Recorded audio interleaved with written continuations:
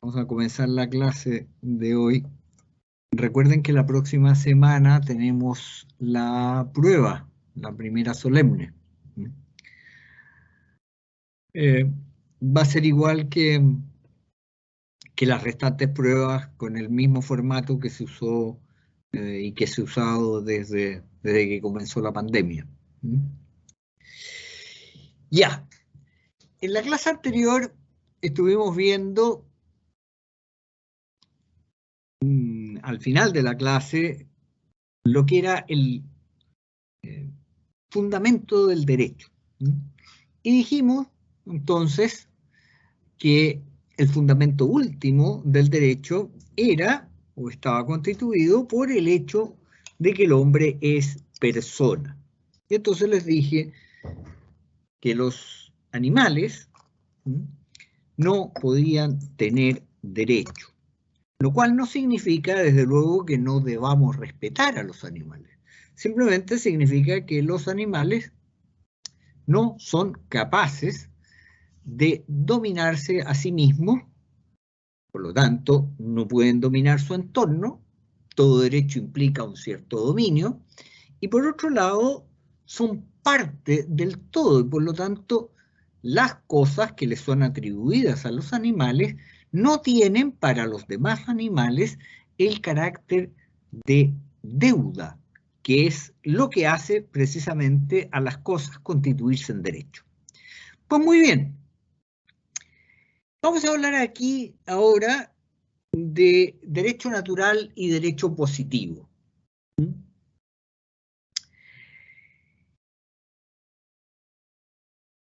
Varios siglos antes de la era cristiana, ya tenemos testimonios de esta tradicional división del derecho. El derecho es en parte natural y en parte positivo. En realidad, el adjetivo positivo no se usó hasta la Edad Media, pero con anterioridad a la Edad Media se utilizaron otros adjetivos. Se hablaba de derecho legal, el derecho propio de las leyes humanas.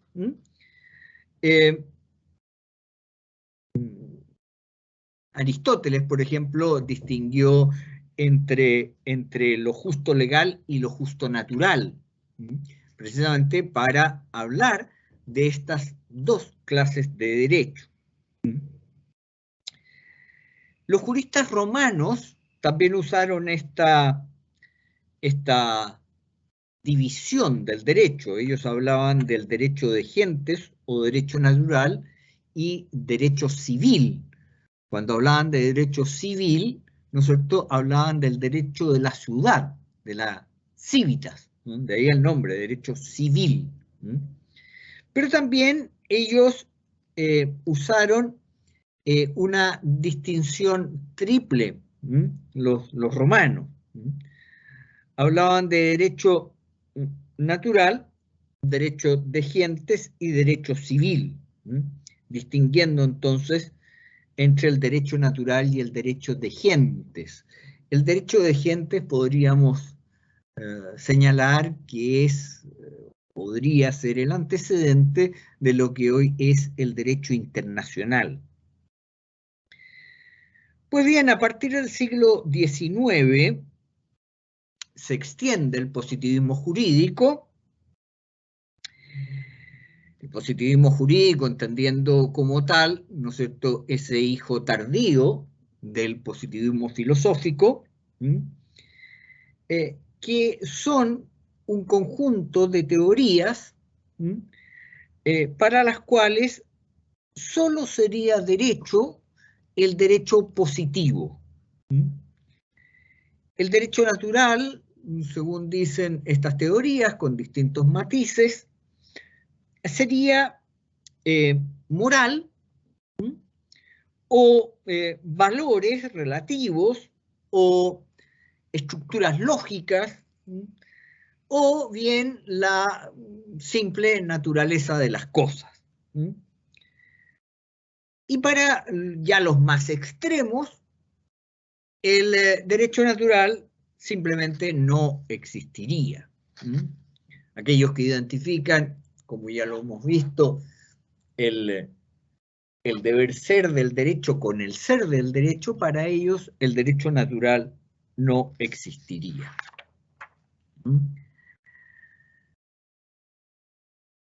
Comencemos a hablar del derecho positivo. ¿Qué es derecho positivo en términos generales? En términos de nuestra asignatura. Por derecho positivo entendemos todo derecho cuyo título y cuya medida deben su origen a la voluntad humana. Bien sea la ley, bien sea la costumbre, bien sea el contrato. Es decir, son aquellos derechos, ¿no es cierto?, cuyo origen es debido a la voluntad humana.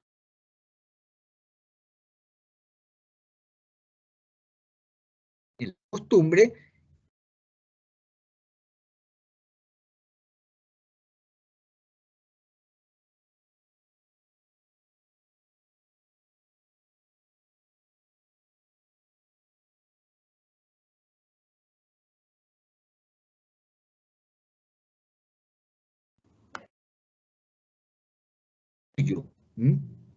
no estamos hablando de las leyes o de las normas, sino de derecho en el sentido propio.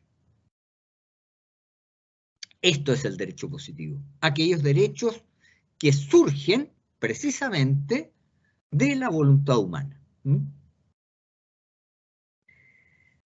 ¿Qué significa la existencia del derecho positivo? Pues significa que hay cosas que son repartidas por el hombre mismo. O dicho de otro modo, hay cosas cuya atribución, cosas determinadas, cuya atribución a sujetos también determinados, son obra de la voluntad humana. Y esto es una experiencia cotidiana para todos nosotros. Cuando una municipalidad, por ejemplo, regula la circulación, ¿no es cierto?, lo que hace es señalar, por ejemplo, una dirección única para ciertas calles y para otras una doble circulación. Al regular la circulación, lo que hace es pone semáforos, discos pares del paso, todo lo que es la señalización del tránsito, ¿no es cierto? Y lo que está haciendo ahí, ¿no es cierto?, está repartiendo el uso de la superficie de las calles. Y entonces está regulando espacios y tiempos a quienes circulan. Está asignando entonces cosas a personas. Lo que está haciendo, está creando derechos. Creando derechos. Usted tiene derecho, una vez que está regulado el tránsito de la calle, tiene derecho a ir por esa calle de norte a sur o de sur a norte. Ese es el derecho que usted tiene como automovilista.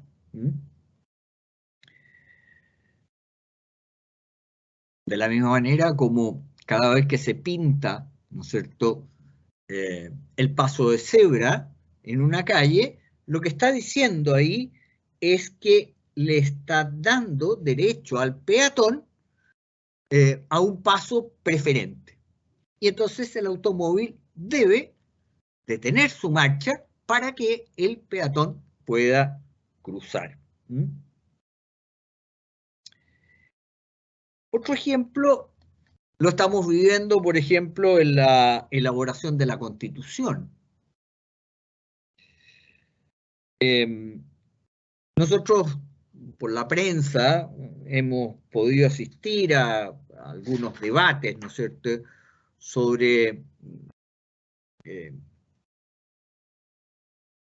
cuáles son las atribuciones que deben tener, las atribuciones y poderes que deben tener algunos órganos del Estado. Se está discutiendo precisamente cuáles van a ser los principales órganos, etcétera, etcétera.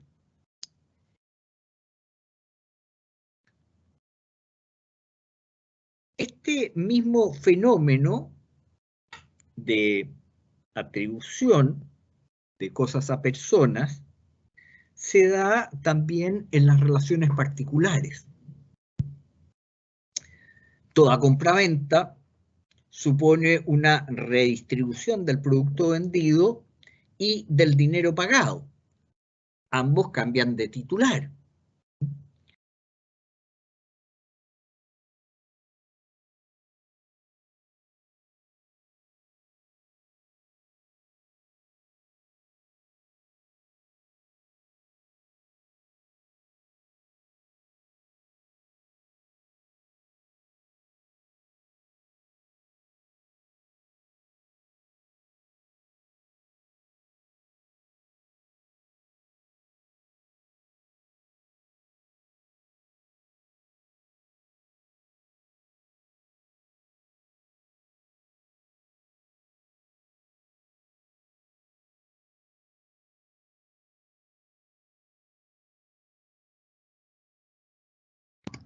Profe.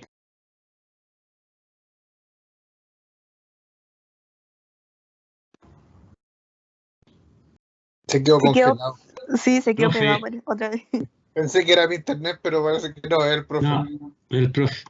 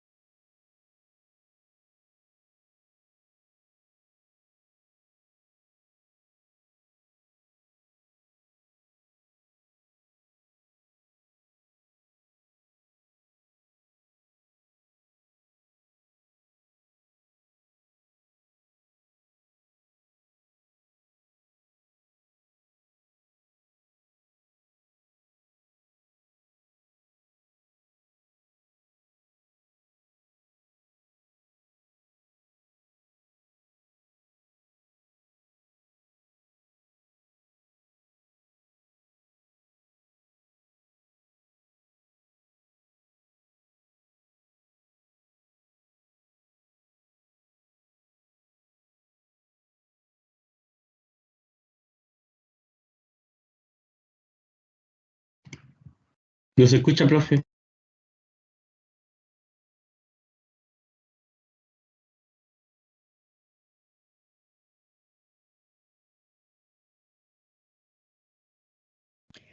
Profesor, tiene su audio apagado.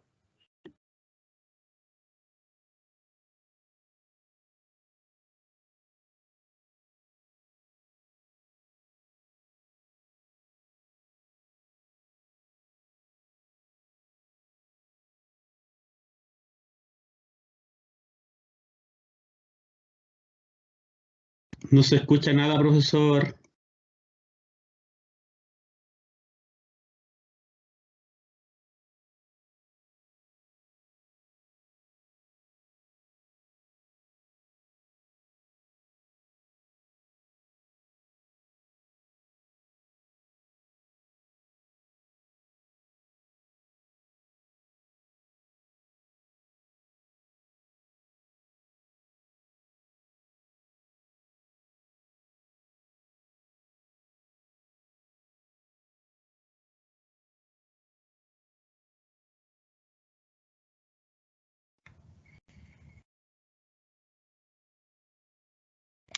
¿Alguien me oye? Ahora sí, profesor. Ahora sí, Ahora sí, profesor. profe. Uf, ya. Es que no sé qué pasó, que de repente me sacaron.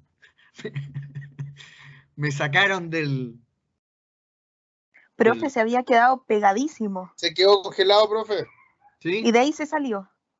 Sí, ahí se salió. Bueno, a ver, lo último que oyeron, ¿qué fue? Lo último que oyeron. Dijo Dije- que este mismo fenómeno de atribución se da también en las relaciones particulares, de Entre toda particulares. compra-venta. Sí. Ya. Toda compraventa, ¿no es cierto?, supone una redistribución del producto vendido y del dinero pagado. Cambia de manos. Yo antes tenía el dinero y ahora no lo tengo porque ha sido atribuido en virtud de ese contrato que sirve de título, ¿no es cierto?, ha sido atribuido a otra persona. Y el pan, por ejemplo, cuando voy a comprar pan, me ha sido atribuido a mí y antes le estaba atribuido al panadero, que era quien tenía el pan. También hay reparto en cada testamento que se hace, en cada contrato de trabajo, en cada contrato de transporte. Cada vez que nos subimos a la micro, hay una atribución de cosas a personas. ¿Qué cosa? Pues el trayecto, el ser transportado, ¿no es cierto?, de un lado a otro dentro del recorrido de la micro. Los derechos que se originan por esta acción humana es lo que llamamos derecho positivo. ¿Por qué se llama derecho positivo? ¿Alguien sabe por qué se llama derecho positivo? Es como contraprestación o contraposición al derecho negativo. ¿Existe el derecho negativo? ¿Qué dicen ustedes? Belén, cuénteme. Profesor, Don Sebastián, ¿existe un derecho negativo? es que el positivismo va siempre en contra del derecho natural, entonces si lo entiendo de esa manera, me imagino que el derecho negativo están hablando del natural, por eso son positivos en este aspecto. Pero ¿nunca le ha sorprendido el nombre de derecho positivo? Sí, ha llamado la atención. Le ha llamado la atención. Es que no tiene nada que ver con negativo. No es que sean como los dos polos, positivo y negativo, no, ni mucho menos. El derecho es uno solo. Positum significa puesto, puesto. Eso quiere decir que el derecho positivo es puesto. No es que ha sido dado al hombre, sino que ha sido el mismo hombre el que lo ha instituido. De ahí el nombre. Es puesto por el hombre. Por eso el nombre de derecho positivo. Y al respecto, entonces, cabe preguntarse hasta dónde llega ese poder del ser humano de darse derechos. ¿Es ilimitada la capacidad del hombre para constituir y regular derechos? O al menos, ¿cuál es el ámbito, ¿no es cierto?, de la vida social que abarca este poder humano de darse derechos? O dicho de otra manera, ¿cuáles son los límites del derecho positivo? ¿Puede el derecho positivo versar sobre cualquier cosa?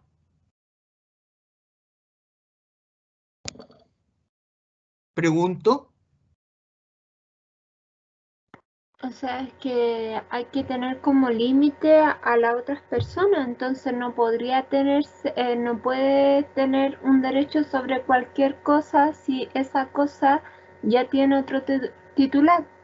Desde luego, no tiene otro, ¿no es cierto? No puede ser si ya está atribuida a alguien que yo lo redistribuya de cualquier manera. Eso desde luego. Pero podría, ya que usted tomó el ejemplo de la persona, podría, por ejemplo, existir un contrato mediante el cual usted comprara a un niño de 3 años. ¿Qué le parece, Belén? O sea, que tiene que ser aquello que las leyes permitan y no se puede, ¿Por qué no se puede? porque no es un contrato que que permita la ley, ¿no? Ya, pero Es contraria a la que ley. como las leyes las hace el Parlamento, supongamos que el Parlamento, no es el caso de Chile, pero supongamos que el Parlamento se vuelve loco y se le ocurre, ¿no es cierto?, sacar una ley que diga, atendido las circunstancias y vista los casos de extrema pobreza, cuando en una familia existan ingresos inferiores a 300.000 pesos, esa familia podrá vender sus hijos al mejor postor. ¿Qué le parece a usted esa ley? ¿Qué le parece la ley, Belén? Que tampoco es acorde, solo tiene que ser acorde al derecho interno. Hay tratados internacionales que versan sobre derechos humanos. Supongamos que no hubiera ningún tratado que impidiese la venta de niños. Supongámoslo, estamos en un ejemplo para ver cuál es el punto, cuál es el límite que tiene el derecho positivo. Supongamos que el derecho internacional ni la costumbre nada dicen al respecto. Y el Parlamento de un país cualquiera, un país donde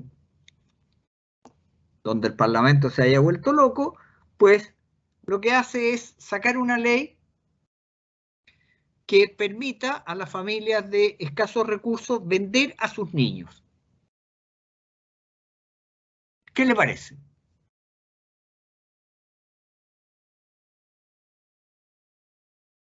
¿Qué le parece, Belén? Es que ahí solo están viendo el derecho de los padres a vender a sus hijos, pero ¿qué pasa con el derecho del hijo? Se le está, desde el punto de vista del niño, se le está arrebatando un derecho que es como a ver, iba a decir de tener padre, pero si lo están comprando, es que hay un objeto ilícito, po. Hay un objeto ilícito. Más aún cuando no dijera la ley que hay objeto ilícito en eso. ¿No le parece a usted que hay una injusticia? Tal como usted bien señaló, se está pasando al llevar el derecho de ese niño, ¿no es cierto? Sí. Y por tanto hay una injusticia, porque la justicia consiste en darle a cada uno lo suyo, y sería una injusticia. Profesor, Dígame. perdón que me interrumpa, que estaba pensando que una vez, para poder entender este tema del derecho positivo y el derecho natural, leí algo sobre la tragedia de Antígona, ¿Ya? que como que ahí hablaba Antígona contra el rey porque no quería enterrar a su hermano que peleó contra ellos en la guerra. Y ahí Sí, como que se enfrentaba la ley del rey contra la ley divina que le tenía que dejar darle permiso para que enterrara a su hermano. generalmente cuando se habla de derecho natural, se habla de Antígona, generalmente, y se pone el ejemplo que usted ha dado. Yo no he querido ponerlo, porque quiero que vean ustedes otra cosa. Quiero que vean que hay cosas que son injustas de suyo. Hay cosas Igual yo se la conté porque me llamó la atención y la aprendí en un tiempo que como que me explotó la cabeza al encontrarla y dije, claro, aquí hay un ejemplo, por eso se la quise acotar a lo que vimos usted hablando. Y se lo agradezco, Sebastián, porque ese es el ejemplo clásico que citan prácticamente casi todos los libros de derecho natural. Casi todos. Así que está bien que me lo señale.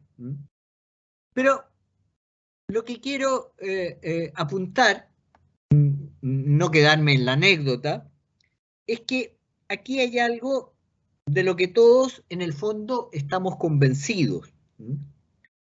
Y estamos convencidos que el hombre no puede, el ser humano, no puede ser tratado como de cualquier manera. No puede ser tratado como quieran los titulares del poder. Porque el ser humano tiene una dignidad propia. Y por tanto, que hay cosas que son injustas de suyo. Que hay cosas que, dicho en otras palabras, no son indiferentes desde la perspectiva de la justicia. Hay cosas que sí lo son, que son indiferentes. El que los autos anden de norte a sur o de sur a norte, cuando una municipalidad asigna el tránsito de las calles, es completamente indiferente. Puede que la solución técnica no sea la adecuada. Sí, desde un punto de vista técnico. Podemos encontrar soluciones que son técnicamente más adecuadas, pero que vayan de norte a sur o sur a norte no atenta contra la justicia. Y entonces, sobre eso, evidentemente pueden haber las opiniones que quieran, porque es un hecho cierto que el circular de norte a sur o de sur a norte no es ni bueno ni malo, no es ni justo ni injusto, es simplemente una opción libre. Pero qué duda cabe que no es una opción libre, por ejemplo, que dos trenes vayan por la misma vía en sentido contrario. Porque evidentemente se habrá lesionado el derecho de los usuarios a viajar, puesto que en algún punto, ¿no es cierto?, esos dos trenes chocarán. Y en ese caso también se habrá lesionado el derecho a la vida y a la integridad física de los pasajeros de ambos trenes. Aristóteles observaba este fenómeno hace bastantes siglos. Decía, para el derecho hay cosas de suyo indiferentes y cosas que no son indiferentes.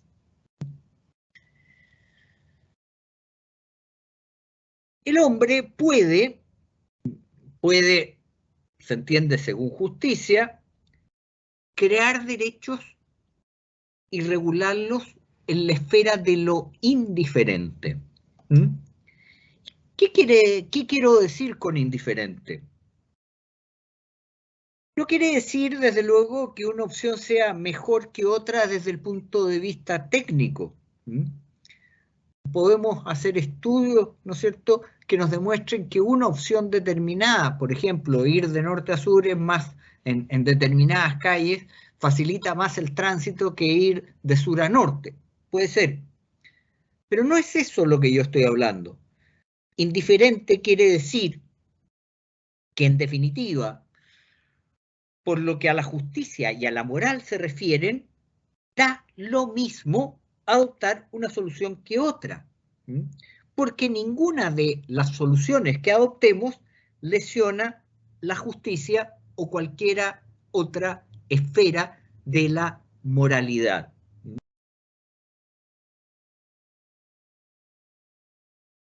Ir de sur a norte o de norte a sur da igual.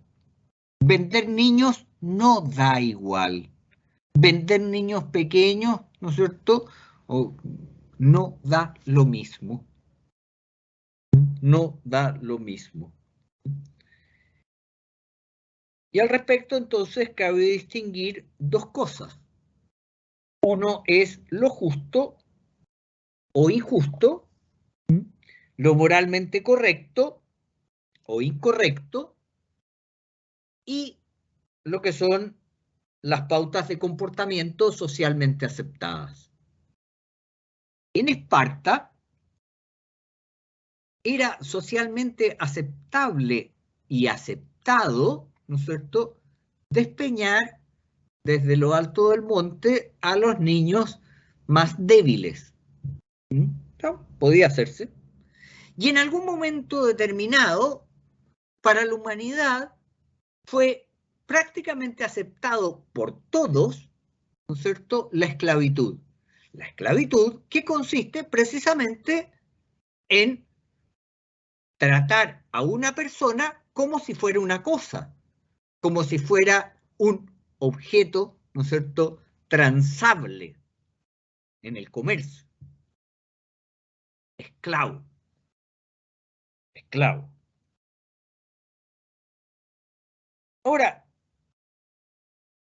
en un ambiente determinado, puede resultar aceptable una forma de obrar. Y eso a lo mejor puede confundirse con la sensación de obrar mal u obrar bien desde una perspectiva moral, pero no es tal, salvo en cuanto en tanto esa acción sí sea efectivamente mala moralmente.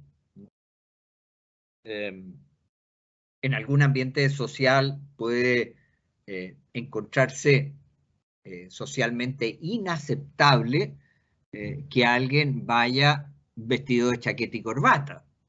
Y en otro ambiente social puede ser inaceptable que alguien vaya con el pelo teñido de verde y aros colgando desde las cejas.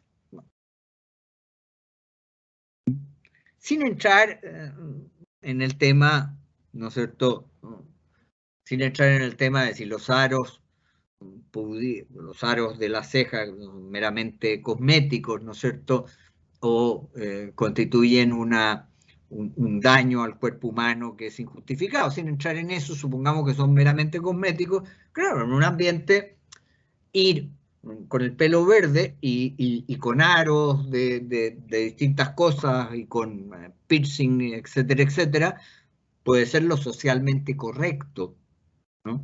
Y andar de chaqueta y corbata puede ser socialmente incorrecto. Y al mismo tiempo, en otras partes, en otros ambientes sociales, puede ser al revés. La pauta de obrar sociológica produce la captación de lo que sociológicamente se llama normal o anormal. Y en consecuencia, el juicio de conveniencia de adaptarse a lo normal o la reacción de inconformismo frente a eso, ¿no es cierto?, es propia del ser humano.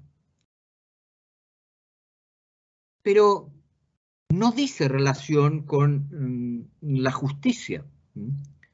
En cambio, la captación de lo justo o de lo injusto, de lo bueno o de lo malo, en sentido moral, produce la conciencia de conformidad o de disconformidad con lo que la naturaleza humana, con lo que la naturaleza del ser humano postula. En otras palabras, las pautas de comportamiento socialmente aceptadas pertenecen al campo de lo indiferente. Por el contrario, lo que atañe a la justicia no es indiferente. Por lo tanto, el campo del derecho positivo queda delimitado de un modo claro. Su materia posible es siempre lo indiferente. Por lo mismo, para distinguir si una norma es de derecho positivo o de derecho natural, lo que hay que ver es lo que podríamos llamar el grado de indiferencia respecto de la naturaleza humana. En cuanto tenga de indiferente, tanto tendrá de derecho positivo. Mientras más indiferente está más cerca o es totalmente derecho positivo. El teñirse el pelo de verde o no teñírselo, supongamos que se pusiera de moda que todos anduviéramos con pelos de distintos colores. ¿Tiene eso algo que ver con la justicia? Evidentemente que no. Da exactamente lo mismo.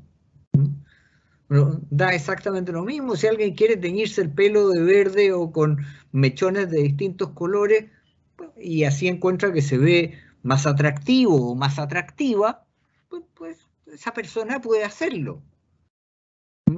No está lesionando el derecho de nadie. No lo está haciendo. Puede que nos resulte incluso gracioso. Puede ser. O no. O que encontremos que es el sumum de la elegancia. Puede ser. Pero lo cierto es que eso es indiferente desde el punto de vista de la justicia.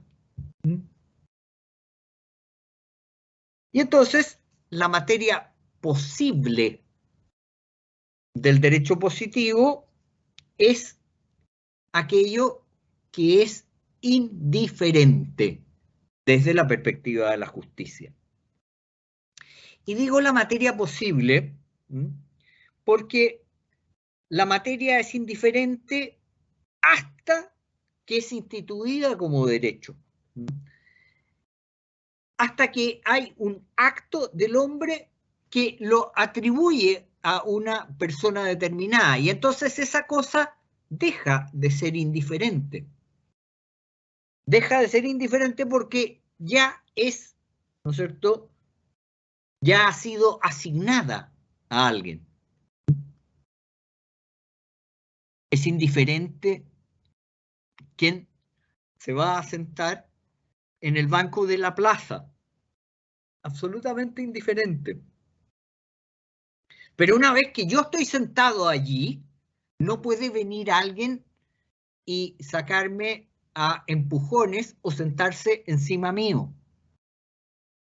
Si bien es indiferente quién se siente en el banco, una vez que ya está atribuido a mí, yo me senté, ya no es indiferente. Y por eso digo que es la materia posible, porque una vez que ya ha sido asignado, sin entrar en cómo ha sido asignado, y aun cuando sea una especie de germen de derecho, como es y un derecho que el derecho que yo tengo a sentarme, una vez que yo me siento en el banco de la plaza, ¿no? Alguien no puede venir a sacarme. Y yo podré usar ese derecho o podré no usarlo. Lo tengo, pero podré no usarlo. En cuyo caso no hay asignación todavía. Pero una vez que esté esa cosa convertida en derecho, ya no es indiferente, sino que es lo justo respecto del titular.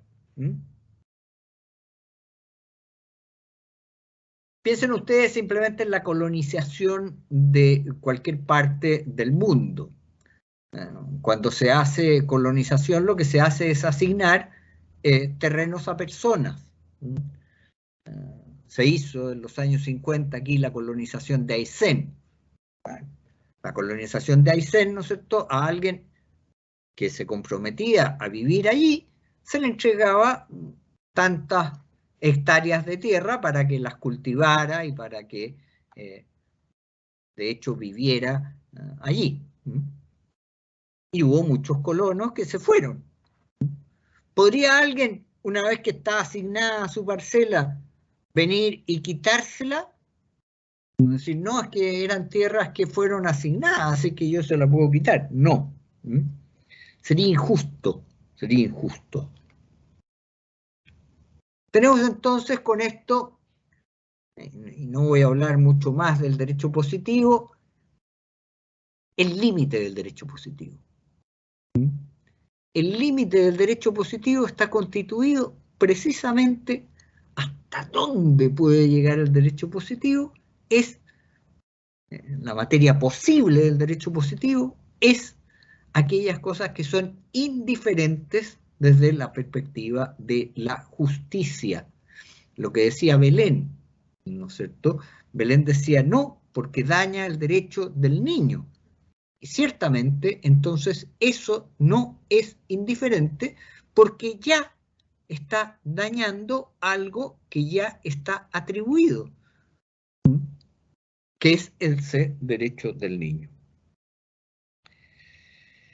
Bien, hemos visto entonces un poco qué es el derecho positivo. No tiene mayor misterio.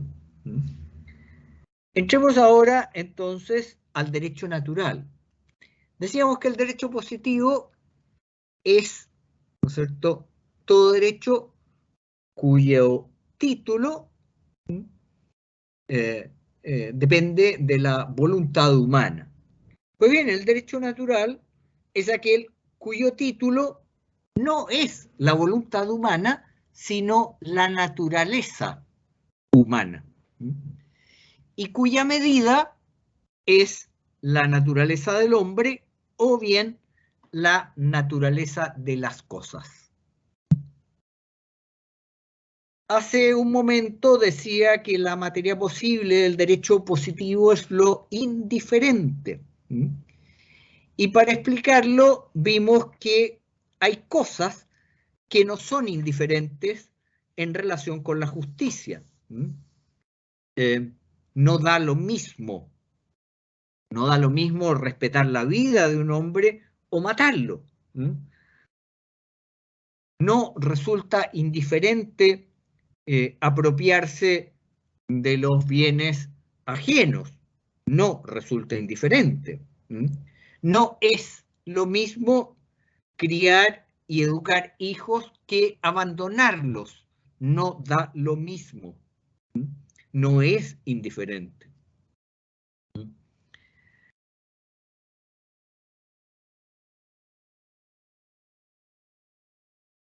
Y hemos dicho ahora que el derecho natural es aquel derecho cuyo título y cuya medida es la naturaleza humana y por tanto no depende de nuestra voluntad. Recordemos que la naturaleza es la misma esencia operando, es en definitiva lo que somos, ¿no es cierto?, actuando. Eso es la naturaleza.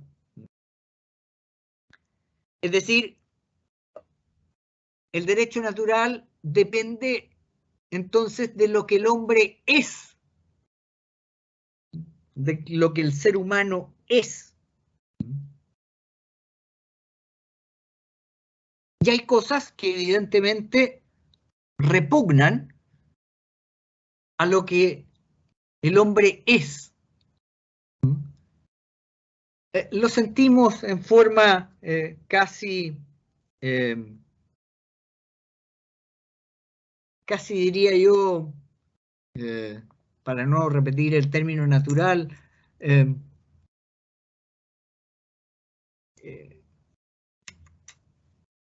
lo sentimos de forma consustancial a lo que somos. Hay ciertas cosas que nos repugnan a lo que somos. El matar a alguien, ¿no? El matar a alguien. Sabemos que matar a alguien no es bueno. Entonces la pregunta que nos hacemos a la luz de esto es, ¿puede alguien en serio y en su fuero personal pensar que es indiferente, que no es injusto en sí mismo, o que es solo un valor relativo, que unos padres para poder irse, por ejemplo, de vacaciones, maten a sus hijos y los echen al cubo de la basura?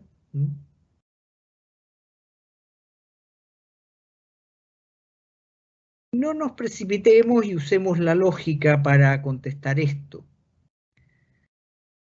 ¿Qué implicaría ¿qué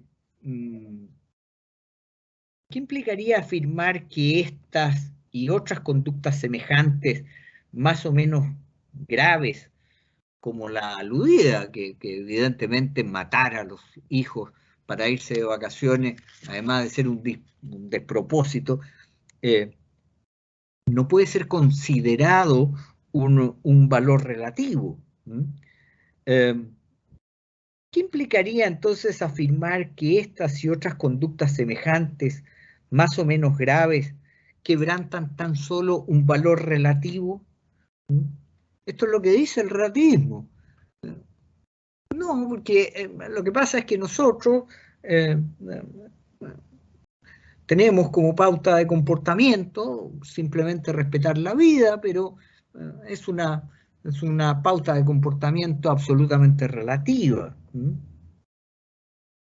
valor relativo, por definición, es algo que es bien o valor no en sí mismo, sino porque así lo aprecia o así lo estima un conjunto de personas en un momento determinado.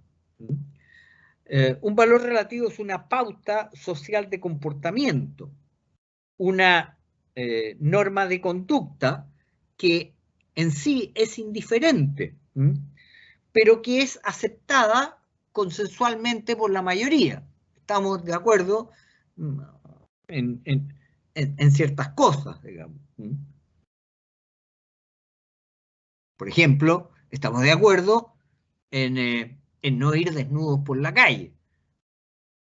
¿Ese es un valor relativo? Ahí habría que discutirlo. Pero sí, el andar con zapatos es un valor relativo. Mira, a lo mejor no, a lo mejor sí. Vamos a verlo. Pero hay cosas que desde luego son valor relativo y que son simplemente pautas de comportamiento. Pero sostener, por ejemplo, que todo es un valor relativo o una norma meramente sociológica implicaría que no hay conductas que sean malas o injustas en sí mismas, sino que únicamente serían malas porque la mayoría las aprecia o las ve como malas.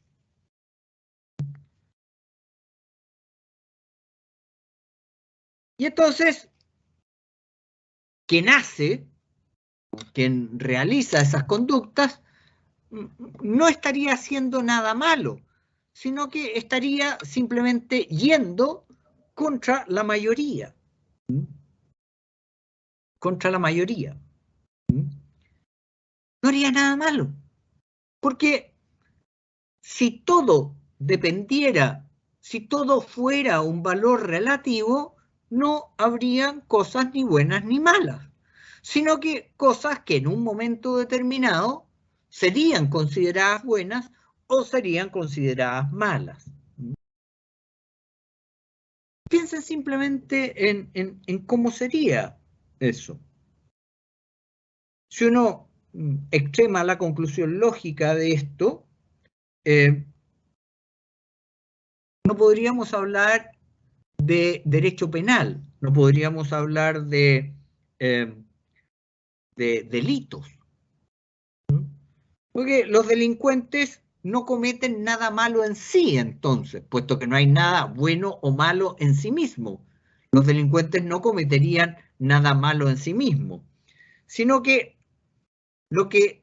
sus acciones serían acciones que otros, a lo mejor que son la mayoría, opinan simplemente que son malas.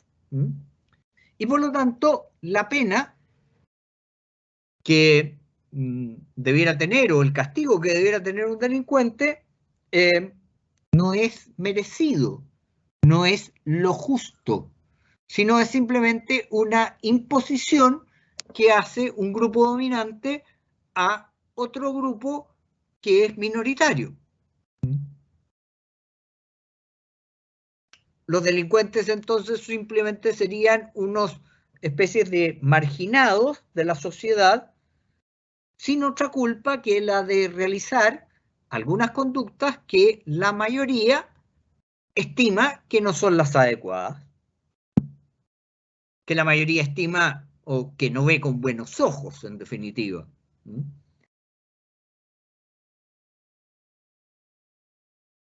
¿Esto es así?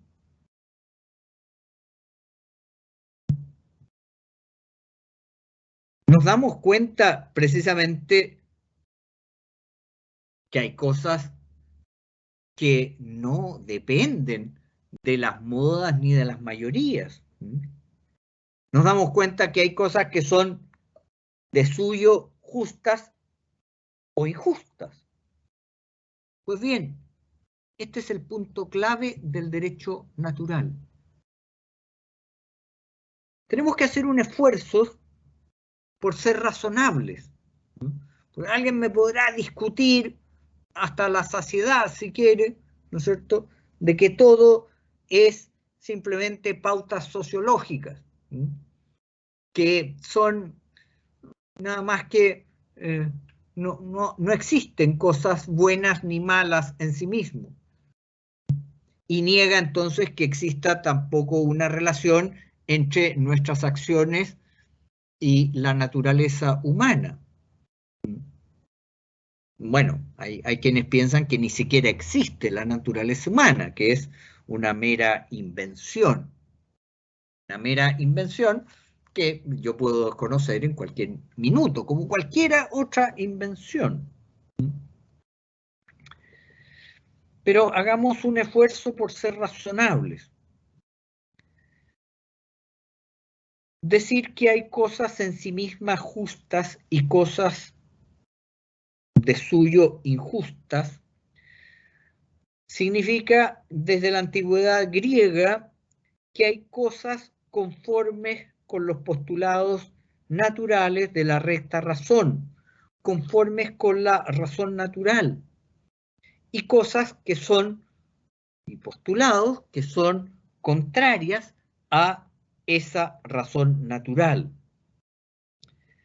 Por eso se dice que el derecho natural, que es de derecho natural, lo que la razón dicta como justo o injusto. ¿Qué razón? La recta razón.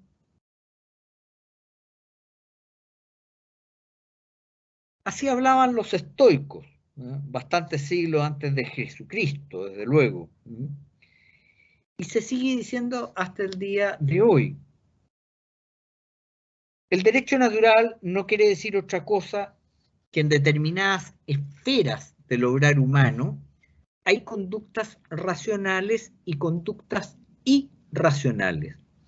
Hay conductas acordes con la recta razón y conductas que son contrarias a la recta razón. Hay conductas que ayudan al hombre a conseguir su fin último y hay conductas que desencaminan al hombre de la consecución de su fin último. Ahora bien, ¿cuál es el acto propio de la razón? El acto propio de la razón es el conocer. Es el conocer. Y es evidente que si capta cosas de suyo como justas o injustas, es porque está conociendo algo objetivo, algo con realidad, con consistencia propia, que es el criterio objetivo de lo justo y de lo injusto, en virtud del cual hay conductas que respetan o lesionan bienes que no son indiferentes. Ese algo objetivo es nuestra propia naturaleza. De ahí el nombre de derecho natural. Es la misma persona humana, en cuanto representa una individuación de la naturaleza humana. En otras palabras, lo que capta la razón es que la persona humana es titular de derechos y que la naturaleza de esa persona, es decir, lo que la persona es el fundamento y criterio de estos derechos. Ya hemos dicho que si lo que captasen las nociones de justo e injusto fuese mera conciencia subjetiva, todo se reduciría a un juicio de opiniones. Cosa que, según hemos visto, no parece razonable. No es razonable que alguien diga que es bueno para el ser humano la esclavitud, porque sabemos que no lo es. Por ejemplo, por eso es la razón y no la conciencia subjetiva la que conoce lo justo y lo injusto, es decir, aquello que no es indiferente. Y esto es el derecho natural. El derecho natural, no la ley natural, de la cual todavía no he hablado nada. Es derecho natural lo que es justo de por sí, lo no indiferente. ¿Y cómo es que existen cosas justas por naturaleza? Esto es, ¿cómo es que existe lo justo natural o derecho natural? Si recordamos la noción de derecho que hemos dado, el que exista lo justo natural quiere decir que hay cosas, bienes, poderes, facultades, etcétera, que han sido atribuidas al hombre no por pacto o consenso entre los hombres, no por la voluntad de los hombres, sino en virtud de lo que es propio del hombre, del ser humano. Es decir, de lo que es natural, o lo que es lo mismo, de factores o dimensiones que son propias de su ser.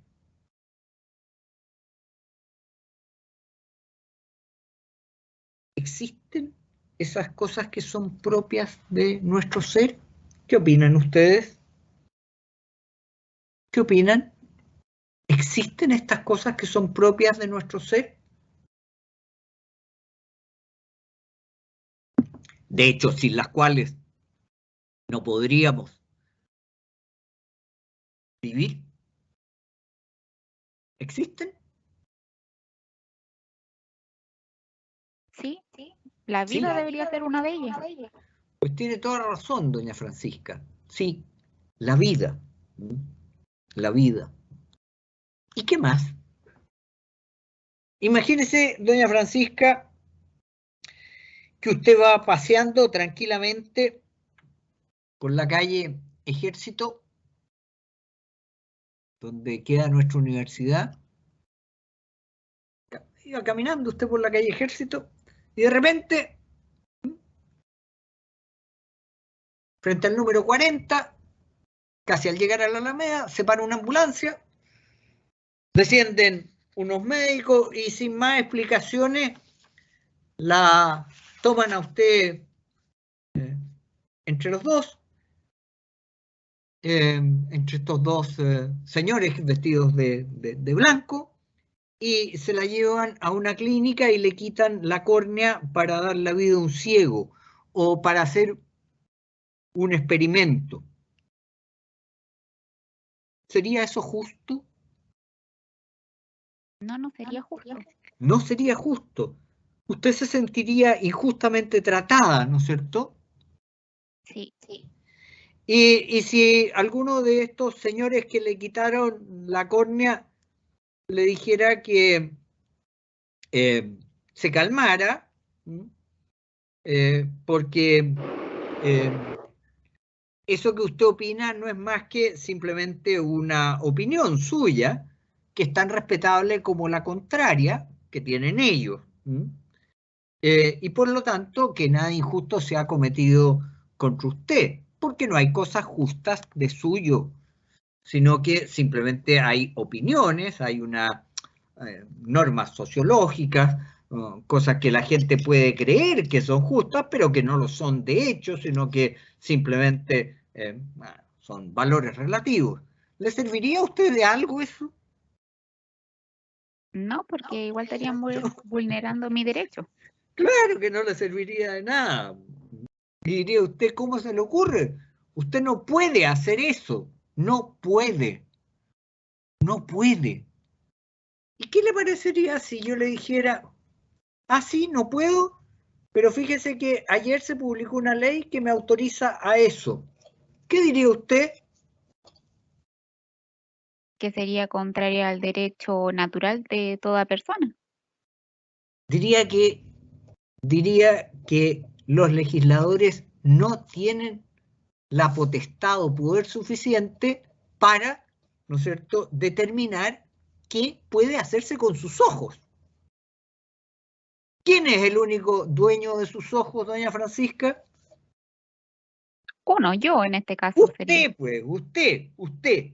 Y por lo tanto, ¿no es cierto?, fíjese usted que ese primer derecho que usted señaló del derecho a la vida, también, ¿no es cierto?, se desglosa o se deriva el derecho a la integridad física. El derecho a la integridad física. Nadie sin su consentimiento puede privarle de sus córneas.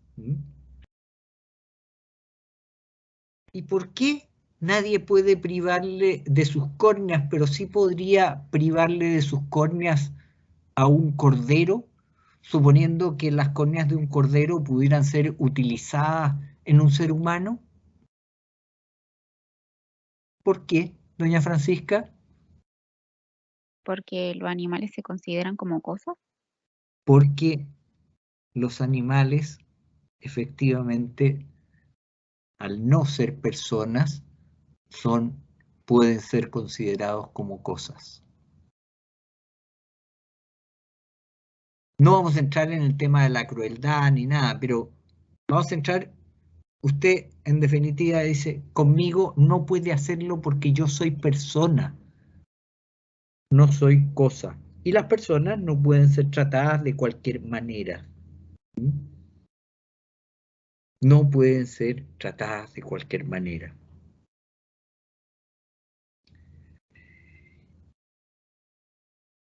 Como el derecho natural tiene por fundamento y por título la naturaleza humana, no es indiferente. Y como todos los seres humanos somos personas, todos somos personas, y la naturaleza es la misma en todos, el derecho natural es el mismo para todos los seres humanos en todas las épocas y en todos los lugares. Comprendo perfectamente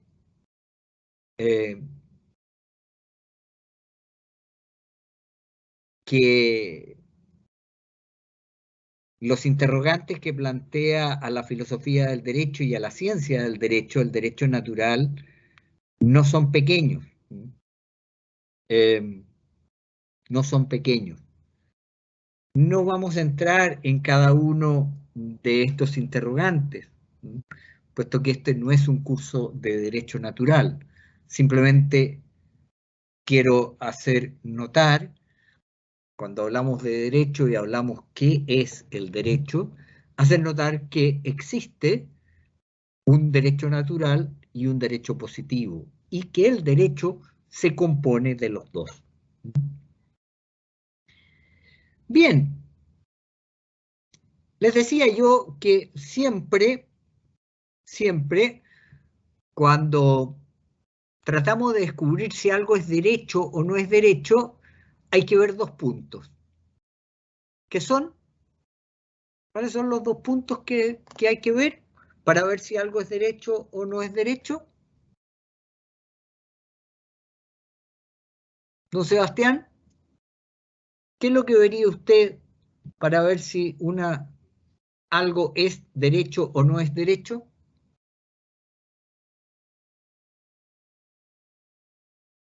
¿Alguien quiere contestar esta pregunta? Si algo es indiferente o no. No, para ver si algo es derecho. ¿Qué es lo que tiene que ver usted, Carolina? Tiene que ver dos cosas. El título y la medida. ¿No es verdad? No hay derecho si no hay título. Para que haya derecho tiene que haber título. Y no puede haber un derecho que sea inconmensurable, es decir, que no tenga medida. Todo derecho tiene una medida, unos límites, siempre. Pues bien, todo lo que yo he hablado del derecho natural se refiere al título. En definitiva, el derecho natural, ¿no es cierto?, son aquellas cosas que usted tiene y que son propias, suyas, por su propia naturaleza. Ese es el título. Pero ¿cuál es la medida? ¿Cuál es la medida? Hablemos entonces de la medida del derecho natural. No hay duda que existen medidas naturales. En primer lugar, si el derecho natural tiene como título la naturaleza humana, ella misma, la naturaleza humana, lo que somos, es el criterio de su extensión y de sus límites. No puede haber, ¿no es cierto?, un derecho eterno, en términos de que algo le va a pertenecer a una persona por toda la eternidad, porque nosotros no somos eternos. No somos eternos. Y por tanto, podremos disponer de nuestro patrimonio una vez que podremos ordenar cómo se va a disponer en aquella parte que la ley nos deja disponer de nuestro patrimonio para heredárselo a nuestros descendientes, pero desde luego nuestro derecho no es eterno. Y es porque la vida humana, ¿no es cierto?, es finita, no es infinita. Entonces, dígame. ¿Le puedo hacer una pregunta? Las que quiera.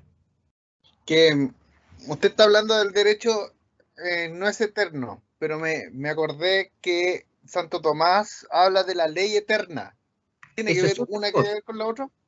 Es otra cosa. Es otra cosa, no estamos hablando de la ley, estamos hablando del derecho. ¿Se acuerda lo que es el derecho? La cosa justa de vida, res justa de vita, dice Santo Tomás. No estamos hablando de la ley. Estamos hablando... Sí, era como que me surgió esa duda, por eso preferí preguntarse para que me la ordenara mejor. Estamos hablando del derecho. La ley puede ser título de un derecho. Por ley, ¿no es cierto?, yo le concedo a usted una pensión ese es el título, ¿no?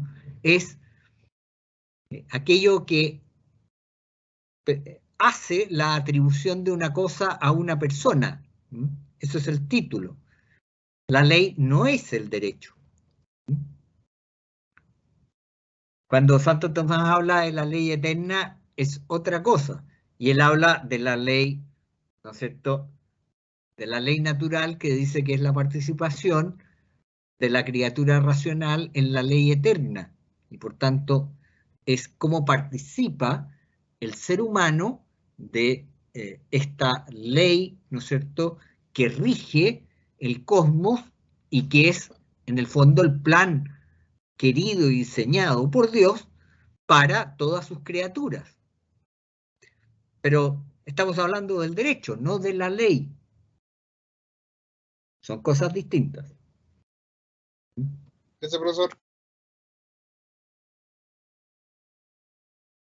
Decía yo que el criterio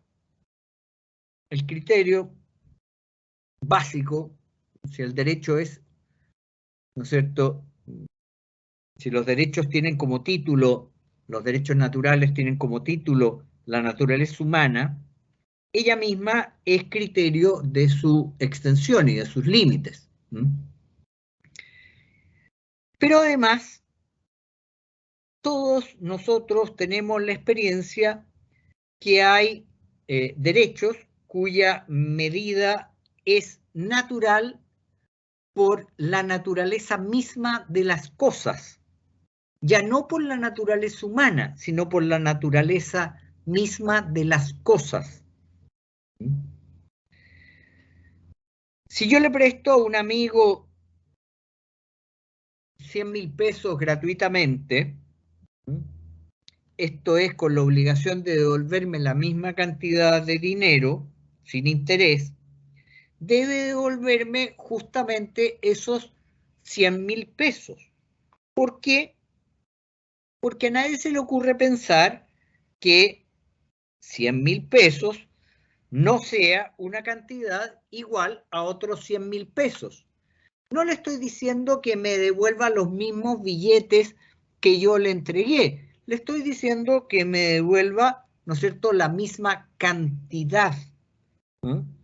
Y esas cantidades son iguales por naturaleza. Un billete de 1.000 pesos, la luca, es igual a otro billete de 1.000 pesos. Porque da exactamente igual, ¿no es cierto? Y es por la naturaleza de las cosas. Y ahí tenemos entonces un ejemplo de medida natural. Esa medida es natural, no es convencional, no es indiferente. Es una medida natural, no por la naturaleza humana, sino por la naturaleza de las cosas.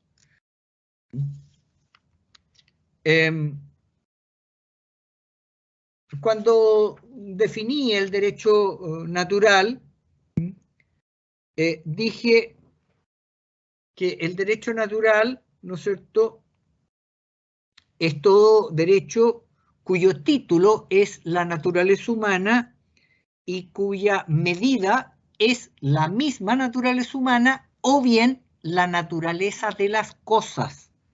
Es decir, tengo dos medidas. Y no hay que confundirlas, porque ambas, según los casos, pueden ser medida del derecho. Pero la primera, cuando digo que la medida es la misma naturaleza del hombre, me estoy refiriendo al ser humano y a sus fines. En cambio, con la segunda, que es la naturaleza de las cosas, se engloba las cualidades, las cantidades, etcétera, de las cosas.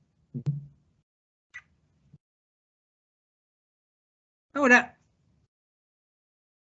tenemos claro qué es el derecho positivo, tenemos claro qué es el derecho natural. Pero como ocurre con frecuencia en esta vida y sobre todo en las ciencias, a medida que uno va avanzando en el conocimiento de algo, surgen cada vez más preguntas y todo se va haciendo más complicado.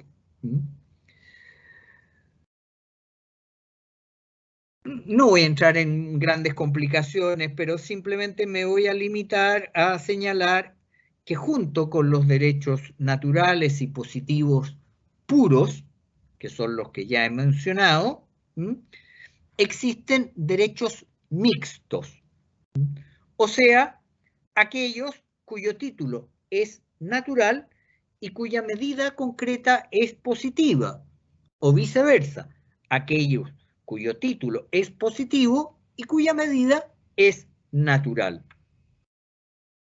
Pongamos unos ejemplos, a ver. El derecho a viajar por todo el mundo, por todo el orbe, es un derecho natural.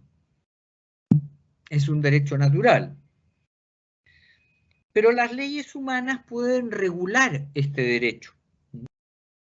De hecho, hemos asistido precisamente este año y el pasado a una regulación y suspensión parcial de ese derecho, del derecho a viajar. Se le puede poner límites, pueden exigirnos, por ejemplo, tener un pasaporte en regla, tener un certificado de vacuna, tener, bueno, en fin, puede ponernos requisitos. Este derecho, el derecho a viajar, tiene un título natural, pero tiene una medida de derecho positivo. Luego, es un derecho mixto. He puesto el ejemplo de el préstamo gratuito de dinero. Prestar una cantidad de dinero es un contrato, se llama contrato de mutuo. Prestamos una cantidad de dinero y las deudas que nacen de allí son obligaciones positivas. Pero si el préstamo es gratuito, como en el ejemplo que di, la medida de la cantidad a devolver está determinada por una medida natural. 100.000 pesos. El Estado me prestó a mí 100.000 pesos para ayudarme en la pandemia. Y yo tengo que pagarle esos 100.000 pesos. ¿Ya? ¿Qué tengo que devolverle? ¿Los mismos billetes que entraron a mi bolsillo o cualquier billete de la misma denominación hasta cumplir el total de la deuda? Evidentemente que esta es la forma como se pagan las deudas, ¿no? Pagan las deudas, pero no es el mismo billete. Y esto es porque la medida, en este caso, es natural. El título es positivo, pero la medida es natural. ¿Tiene esto interés para nosotros? Yo creo que sí. Yo creo que sí, porque con frecuencia los que no son juristas confunden las cosas y ven injusticias donde no las hay. Y en cambio aceptan como justas cosas que no lo son.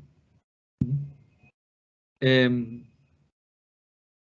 entonces es importante descubrir lo que hay de natural y lo que hay de positivo en un derecho.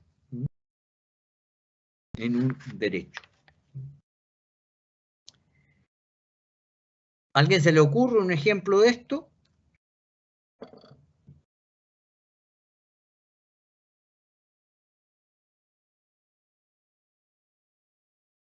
Don Gabriel, ¿a alguien se le ocurre un ejemplo de esto? ¿De cómo se confunden ciertas cosas? Piensen ustedes en el tema de las pensiones. ¿Qué es de derecho natural? Allí, el título. ¿No es verdad, Gabriel? De derecho natural sería el cuidar a los ancianos, creo yo.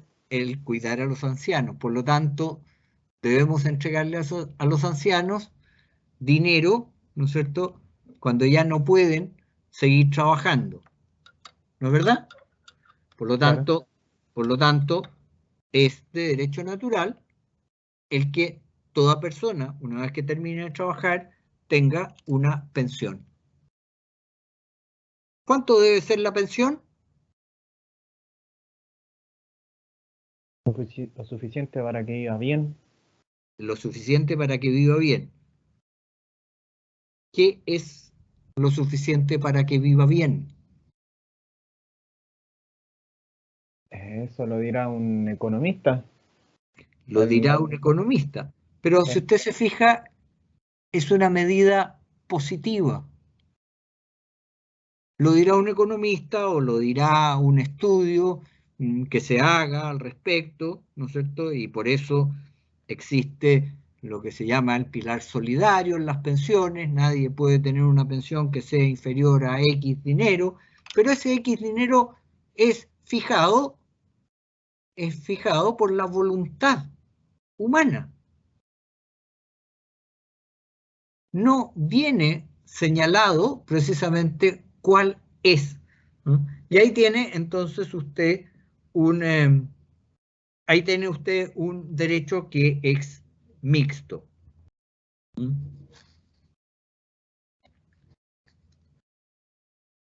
Fíjese usted que inmediatamente uno pone de relieve la parte natural del derecho y la parte positiva del derecho. Y ojo, porque la parte positiva del derecho, que en este caso es la medida, no puede ir contra la parte natural. Usted ha dicho muy bien lo que sea necesario para que pueda vivir bien. Entonces hay que definir. Evidentemente, un anciano no debiera pasar hambre y debiera, ¿no es cierto?, pues tener cubierta al menos sus necesidades básicas. Y esto será materia de estudio. Pero si usted se fija, ahí es la voluntad humana la que va a determinar cuánto es lo que debe darse de pensión mínima. Evidentemente que las necesidades no son las mismas, por lo tanto hay que fijar mínimo. ¿Y por qué digo todo esto? Porque para nosotros como juristas debemos centrar siempre la discusión de las cosas y no confundir el derecho con las legítimas aspiraciones que tiene la gente. La gente tiene, y qué duda cabe, todos los tenemos, ¿no?, legítimas aspiraciones. Pero una cosa son las aspiraciones y otra cosa son los derechos. ¿Cuál es el derecho ahí? ¿Cuál es el derecho? Lo que decía don Gabriel, ¿no es cierto? El derecho, ¿no es cierto?, es que los ancianos tengan lo necesario para vivir. ¿Cuánto? Ya es un tema de derecho positivo. Y es que las relaciones entre el derecho natural y el derecho positivo son un punto central de la ciencia del derecho. si nos limitamos solo al derecho positivo, vamos a caer necesariamente en la injusticia. Y además nos deja a nosotros como juristas como a medio camino en nuestro arte, en nuestro oficio. Y por eso no me resisto a reclamarles la atención sobre un extremo que interesa, a mi juicio, que conozca quién quiere ser jurista. La mentalidad positivista, tan extendida en ciertos ambientes, ha creado en que muchas personas, sean o no positivistas, el hábito de ver con la mayor naturalidad el derecho positivo, pero sin su esencial referencia al derecho natural. ¿Les parece incluso normal que se hable de derecho positivo y se aplique sin ninguna conexión con el derecho natural, sin darse cuenta que el derecho positivo resulta como fenómeno inexplicable sin el derecho natural? ¿Por qué es inexplicable sin el derecho natural? Porque sin el derecho natural, el derecho positivo no tiene el presupuesto necesario de existencia. Me explico. Ya les he señalado que es imposible que un hecho cultural no tenga una base natural. Todo hecho cultural tiene una base natural. Todo cuanto el hombre hace o inventa requiere de una capacidad natural que los filósofos llaman potencia. Para ver, el ser humano necesita ojos. Necesita los ojos. Y sobre la base de este hecho natural, el que el ser humano tenga ojos, el hombre ha edificado una serie de hechos culturales. La escritura, la pintura, la escultura, la televisión, el cine, etc. Pero si el hombre no tuviera vista, si el hombre no tuviera ojos, supongamos, hay un ensayo de Saramago sobre la ceguera, en el cual él muestra un mundo donde la gente no puede ver. Evidentemente, allí estos hechos culturales no existirían. Si nosotros no pudiéramos ver, no tuviéramos la capacidad de ver, esa capacidad natural, pues a alguien se le habría ocurrido. ¿Creen ustedes que a alguien se le podría haber ocurrido el cine? Evidentemente que no.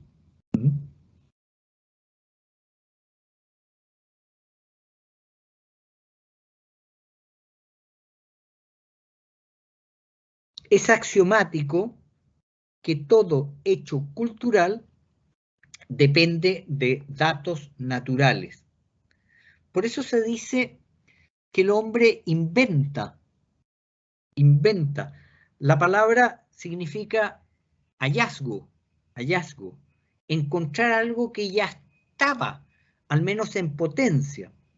El hombre no crea, es decir, no saca el ser de la nada. El hombre es inventor, no creador. Y de hecho, si ustedes se fijan, cómo el hombre inventa, inventa precisamente mirando la naturaleza.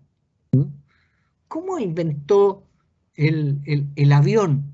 Pues inventó el avión mirando, ¿no es cierto?, cómo vuelan las aves. ¿Cómo vuelan las aves? ¿Cómo inventó la rueda? Inventó la rueda mirando cómo se desplazaban, ¿no es cierto?, los rodados en los cerros. Se dio cuenta que, hombre, esto facilita, ¿no es cierto?, el desplazamiento de algo que puede ser muy pesado, pero si está montado sobre esto ya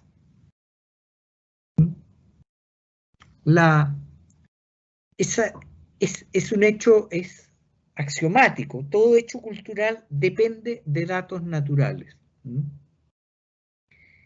Y dado este axioma, pretender que solo existe el derecho positivo, o sea, el derecho puesto por el hombre, el derecho inventado por el hombre, contradice el más elemental sentido común.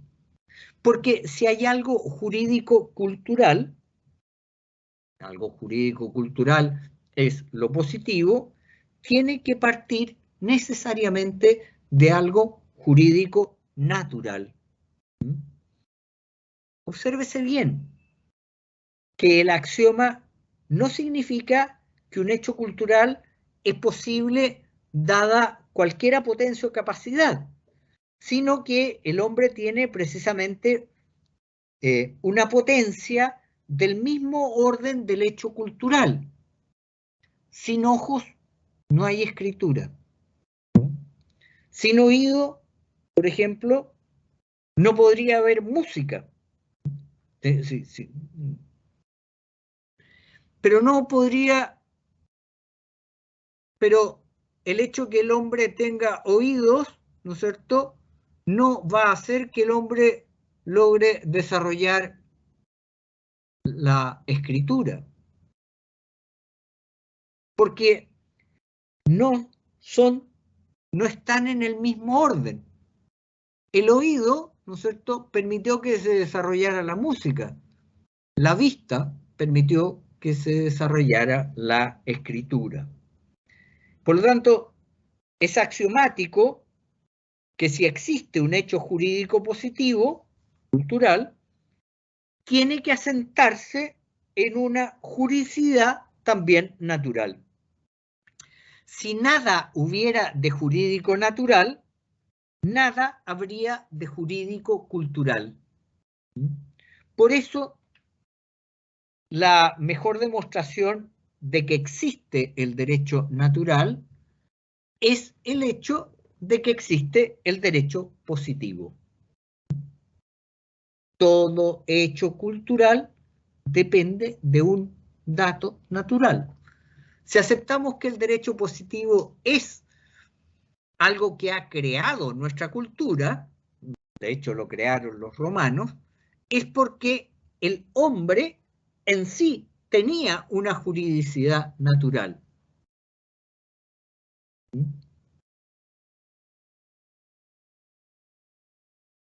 Una juridicidad natural que es un mínimo a lo mejor.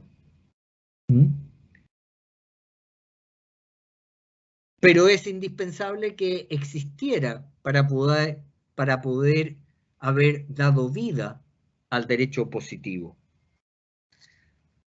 Entonces la pregunta que podemos hacernos es, ¿cuál es el mínimo jurídico natural que debe haber para que pueda existir el derecho positivo? ¿Cuál es el mínimo, esa juridicidad mínima de la cual podría nacer el derecho positivo? Si recordamos que derecho es la cosa suya, resulta evidente que lo mínimo jurídico natural que ha de haber es la condición de sujeto de derecho propia del hombre. Para que se le pueda atribuir cosas a personas, es necesario que el hombre tenga esa capacidad de ser sujeto de derecho. Y aquí entonces descubrimos que esa capacidad de ser sujeto de derecho no puede proceder del derecho positivo. No es el derecho positivo la que le da al ser humano la capacidad de ser sujeto de derecho. La condición de sujeto de derecho es la potencia natural necesaria para que el hombre pueda atribuirse o atribuir a otros alguna cosa como derecho suyo. Decir que la condición de sujeto de derecho la da la ley humana es una afirmación tonta. Es una afirmación tonta porque es vacía por su radical imposibilidad. Si yo tengo la capacidad de dar derechos, es porque ya soy sujeto de derecho. Porque nadie puede dar lo que no tiene.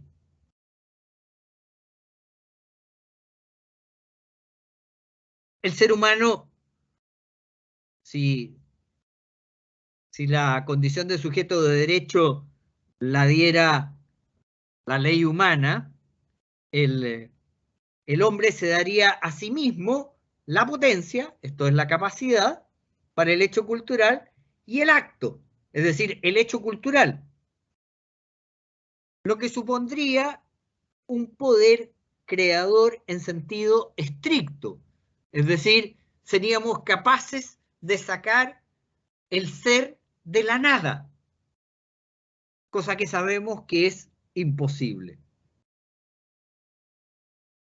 Imposible para nosotros.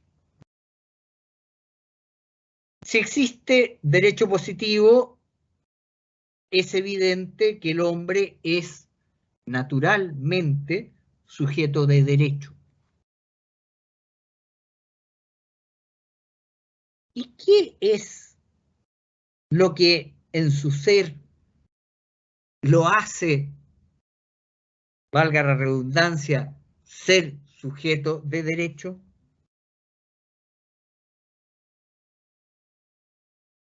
Lo decía en la clase anterior. Para que el hombre posea algo como suyo,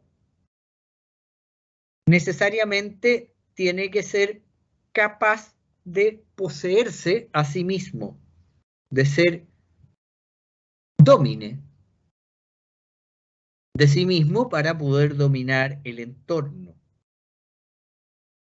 Es decir, para que el hombre pueda ser sujeto de derecho, es necesario que sea persona.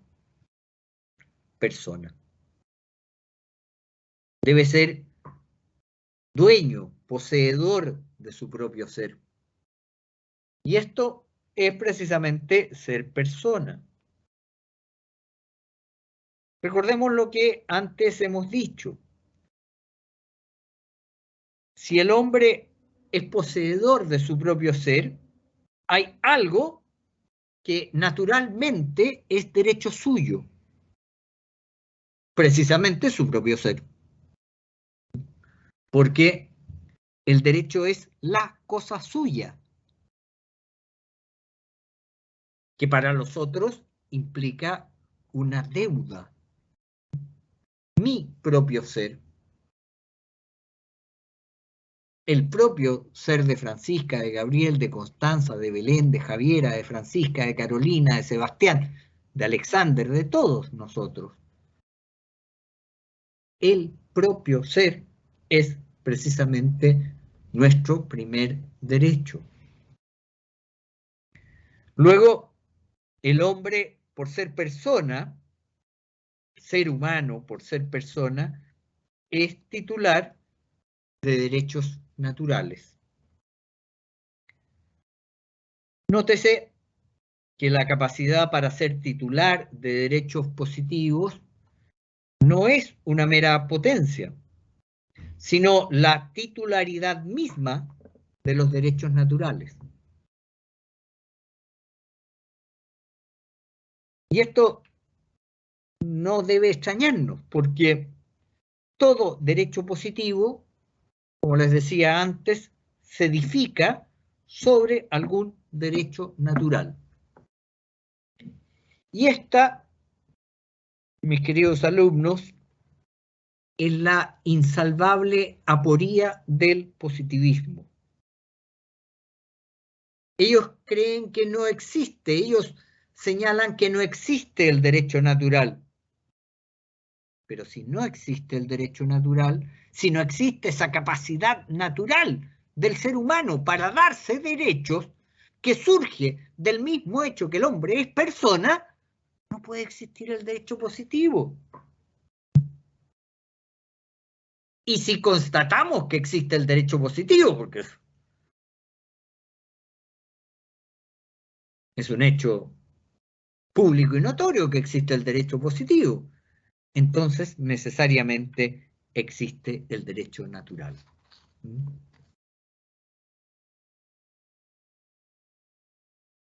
El derecho natural existe precisamente porque existe el derecho positivo. Entonces, si no existiera el derecho positivo, evidentemente no podríamos hablar de derecho natural. Pero el derecho positivo existe. Existe. Es una invención humana. ¿Cómo inventamos esto? Sino a partir de una capacidad natural. ¿Qué capacidad natural? La capacidad de darnos derechos, de atribuir cosas a personas. Si no poseyéramos esa, y esa capacidad de atribuir cosas a personas es precisamente o consiste en ser sujeto de derecho. Y yo soy sujeto de derecho porque al menos tengo una cosa que indudablemente es mía. Mi propio ser. Mi propio ser es mío. Y ahí se deduce el derecho a la vida, el derecho a la integridad física y tantos otros derechos.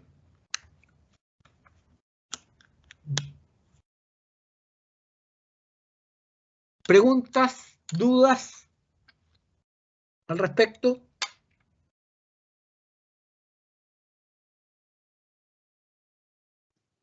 No, profe. No, profesor. No, profe. Cuando yo les pregunte por la insalvable aporía del positivismo, ¿qué me van a contestar? Cuando les diga en qué consiste, a ver, ¿quién es capaz de decirme en qué consiste la insalvable aporía del positivismo? Que señalan que no existe el derecho natural, siento que el positivismo no existiría sin él. El derecho positivo no existiría sin él, no el positivismo, Francisca. Es el derecho positivo. El derecho positivo no podría existir sin el derecho natural. Si uno niega la existencia del derecho natural, está negando también la posibilidad de existencia del derecho positivo. Si el hombre no puede ver, evidentemente no existe el cine. ¿Me entiende? Ahora, si yo digo que solo existe el cine, pero los hombres no tienen ojos, pues la pregunta que habría que hacerse entonces es, ¿y cómo inventaron el cine?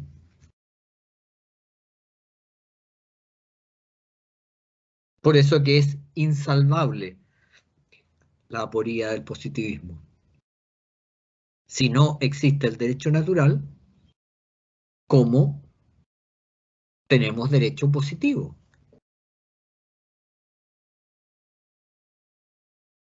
¿Lo entienden? ¿Entienden? Profesor, Dígame. Profe. puede ser como que el derecho positivo tiene que ver más con un hecho cultural, De hecho, es cultural el derecho positivo. porque refiriéndome a lo mismo que usted se está hablando del cine, me baso en la cultura, entonces tiene que ver con hechos culturales que nos trascienden a las personas. A ver, lo que pasa es que, tal como le dije, todo hecho cultural se asienta en una base natural. El hombre no saca de la nada las cosas. ¿Por qué existe el cine? ¿Por qué podemos ver cine? Porque tenemos, ¿no es cierto?, la capacidad natural de ver. Si no, no habría cine. ¿Me entiende, Sebastián? Sí, profesor. O sea, si usted lee el libro sobre la ceguera de Saramago, verá que son todos ciegos. En esa sociedad en que todos son ciegos, ¿podría haber cine? No. ¿Podría haber escritura? No me refiero al sistema braille, me refiero, ¿podría haber caligrafía? No. No. Mire, distintos tipos de letra. No. ¿Por qué?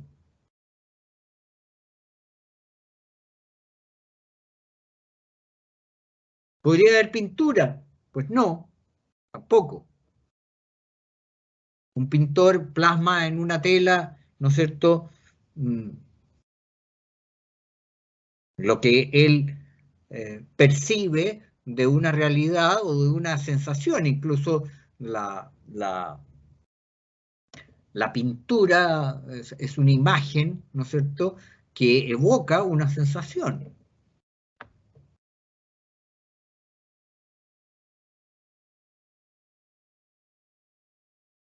¿Qué sentido tendría, por ejemplo, la televisión si no tuviéramos ojos? O la música, que es... la música lo que hace, ¿no es cierto?, es armonizar sonidos, ¿no? Armonía de sonidos.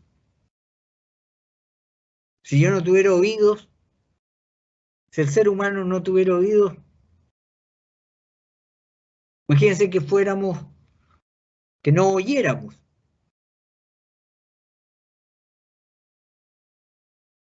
La palabra, como tal, tampoco existiría.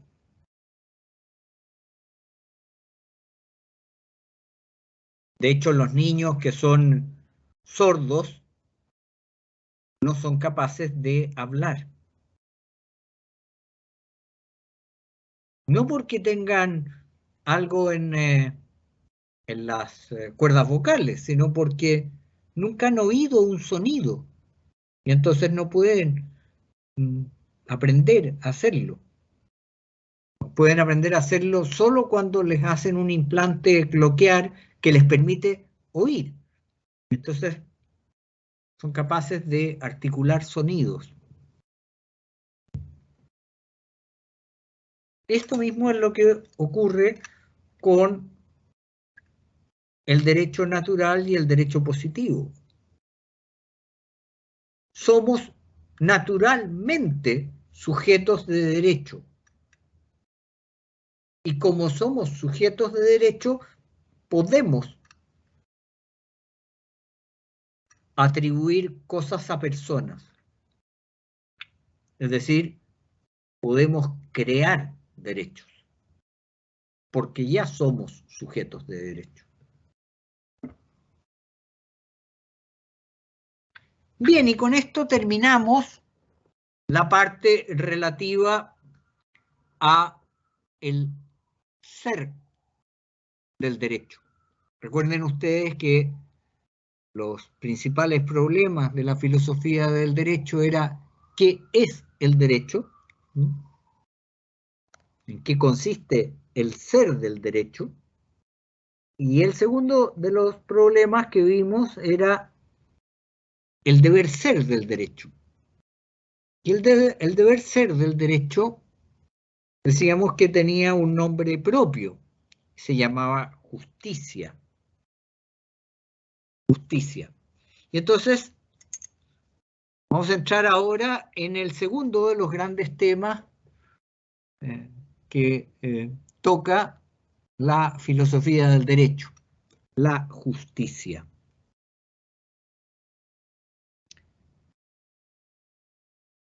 Desde luego, podemos mirar la justicia como una virtud humana.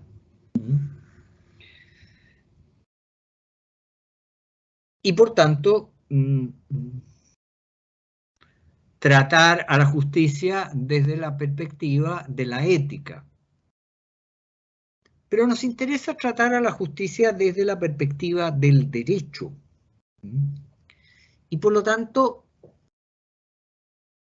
voy a hacer aquí la diferencia con lo que podríamos revisar en un curso de ética. Ya he señalado que el derecho surge con el hecho de que las cosas están repartidas.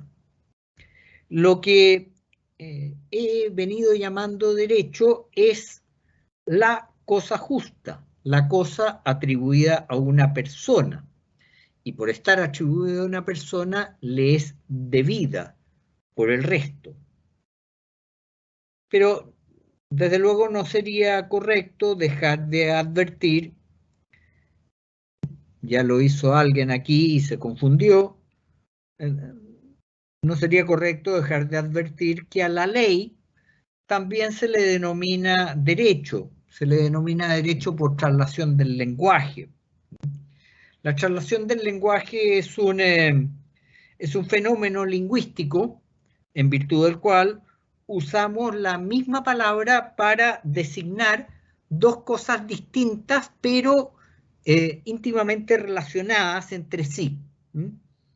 Por ejemplo, decimos una radio para referirnos a la empresa que emite programas de radiofonía, como también al aparato receptor de radio. Cada día se oye menos radio, salvo en los automóviles, ¿no?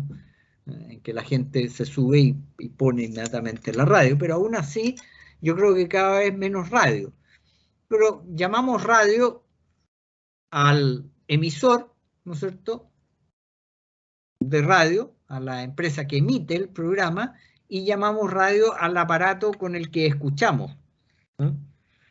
Llamamos café a la infusión que se produce precisamente con las semillas de esta planta, y llamamos también café al lugar donde tomamos esa infusión, el café local donde vamos a tomar la infusión de café. Cuando el derecho se toma como ley, el principio no es el del reparto de las cosas, sino el principio es la ordenación de las conductas. La ley lo que hace es ordenar conductas. Por lo tanto, el hecho originario no es el reparto, sino el orden en el obrar humano. Porque la ley tiene por función propia ordenar racionalmente las conductas humanas. Pero no se debe olvidar que ordenar o regular la vida social según criterios racionales no es lo propio del jurista, sino del gobernante. Por eso, las leyes no las hacemos los juristas, sino las hacen los órganos políticos, que son el Ejecutivo y el Legislativo. Vale decir, las iniciativas surgen del presidente de la República y son entonces tramitadas en el Parlamento. Hacer leyes es un arte que corresponde a los políticos. Es parte del arte de la política. Es como se gobierna precisamente.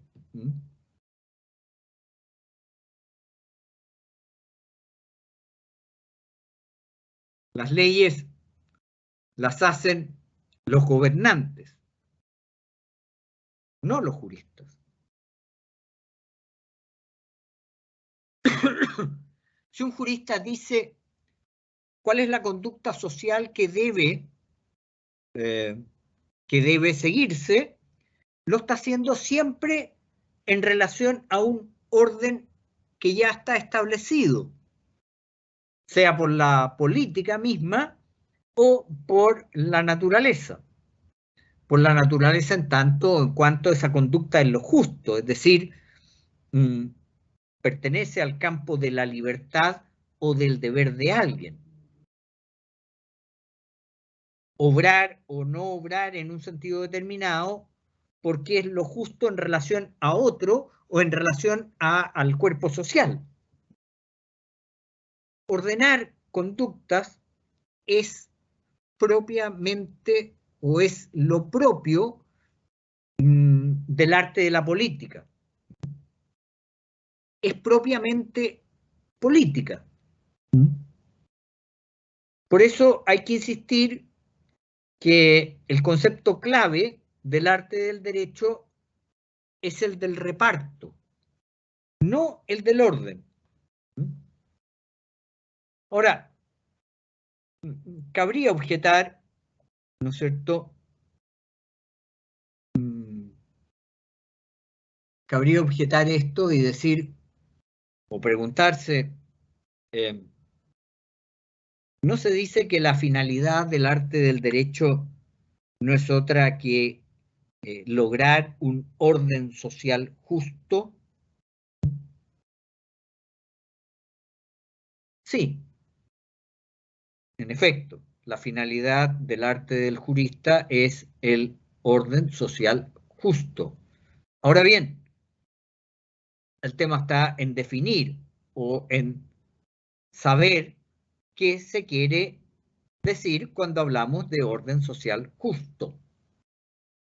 Desde luego, no se quiere decir las utopías o las prácticas políticas, sino que cuando los juristas hablamos de orden social justo, estamos hablando de aquel estado de la sociedad en la que cada cual tiene lo suyo y lo usa sin interferencias.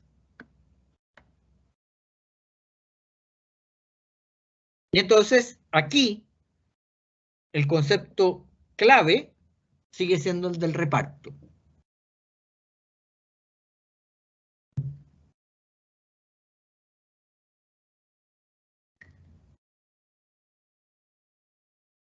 Hemos hablado a lo largo de las clases que llevamos bastante de justicia. Y acabo de referirme al orden social justo. Y entonces la pregunta que surge es, ¿qué es la justicia? ¿En qué consiste la justicia? Ante esta pregunta, muchos normativistas suelen enojarse porque esta pregunta les resulta incómoda. Y esto no es extraño que les resulte incómodo, porque pretender definir la justicia desde la norma como valor o dimensión original de la ley es perder el tiempo.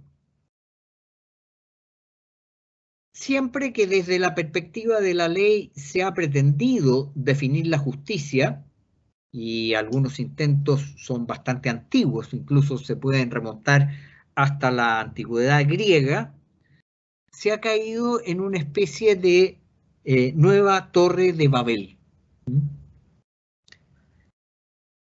En los últimos tiempos han aparecido más de 200 definiciones de justicia,